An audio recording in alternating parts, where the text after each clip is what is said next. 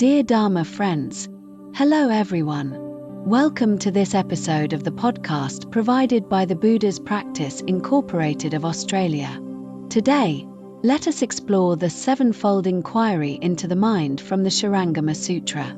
This passage features a profound dialogue between the Buddha and Venerable Ananda, where, through 7 successive questions, the Buddha guides Ananda to dispel his wrong understanding of the mind and reveal the true nature of the mind.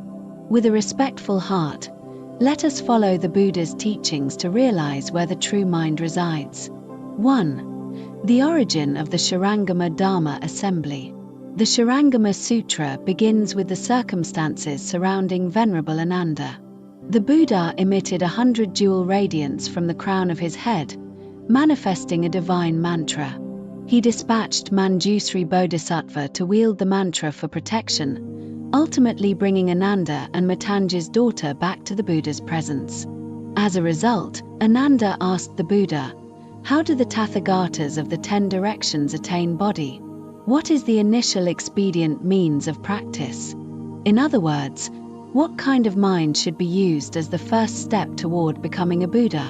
The Buddha, with great compassion, taught that all sentient beings, due to beginningless delusion, overlook the ever-abiding true mind, the pure and luminous essence, and thus wander in the cycle of birth and death. The Buddha emphasized that the Tathagatas of the 10 directions all rely on the straightforward mind to transcend samsara. Therefore, through the sevenfold inquiry into the mind, the Buddha systematically dismantled Ananda's misconceptions about the mind, guiding him to directly point to the true mind. 2. Sevenfold inquiry into the mind. The Buddha's questioning began with Ananda's initial aspiration. Ananda, upon seeing the Buddha's 32 marks, extraordinary and pure, developed the resolve to become a monk. Seizing on this, the Buddha asked, "With what mind and what eyes did you perceive the Buddha's 32 marks? Where are your mind and eyes?" This question strikes at the core of the matter. If one does not know the location of the mind and eyes, how can one subdue afflictions or cut off the cycle of birth and death? Refuting the mind resides within the body.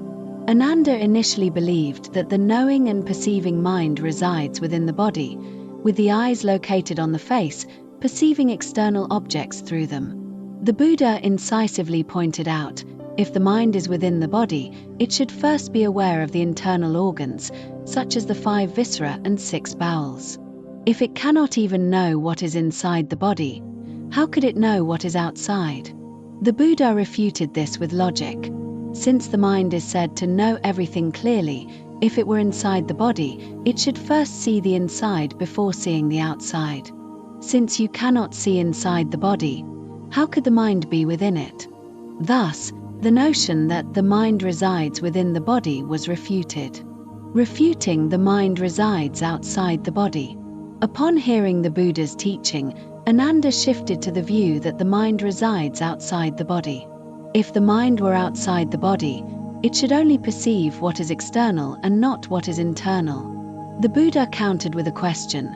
If the mind is outside the body and mind would be disconnected, such that what the body feels, the mind would not know, and what the mind knows, the body would not feel.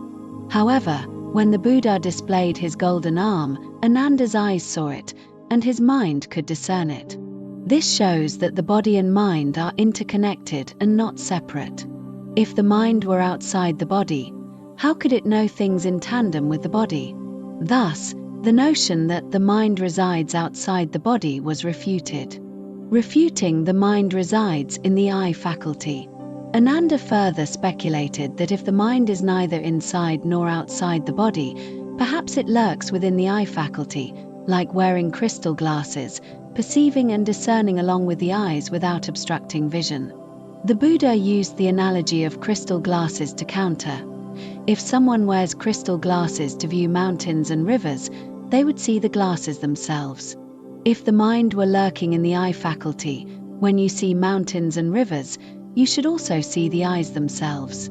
However, the eyes are not an object perceived by the mind, and the mind cannot see the eyes. If the mind cannot see the eyes, How can it be said to lurk within the eye faculty, like crystal glasses? Thus, the notion that the mind resides in the eye faculty was likewise refuted. 3. Refuting delusion to reveal truth. Through these 3 stages of questioning, with 4 more to follow in the Sutra, the Buddha systematically dismantled Ananda's deluded attachments. Each of Ananda's responses represents common misconceptions about the mind held by ordinary beings. These attachments stem from ignorance of the ever-abiding true mind, the pure and luminous nature.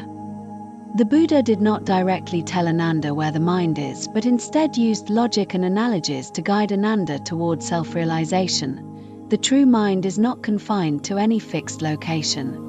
The true mind inherently possesses the wisdom of the Tathagata, pure and radiant, omnipresent, yet obscured by deluded attachments. The practice is to dispel these delusions and directly realize the original self-nature. 4. Entering the path with a straight mind. The Buddha emphasized that all Tathagatas of the 10 directions rely on the straight mind to transcend birth and death. What is the straight mind? It is a mind free from flattery, deceit, and self-imposed obstacles. Thus, the initial expedient in practice is to face one's delusions with a straight mind, clearly distinguish between the true and the false, and, relying on the Buddha's wisdom, progress toward body. 5. Conclusion. Dear Dharma friends, in studying the Shurangama Sutra, we need not get entangled in details or make trouble. By following the Buddha's reasoning and adhering to his teachings, we can awaken to the true mind. Thank you all. May all Buddha's blessings be upon you, filled with the joy of the Dharma.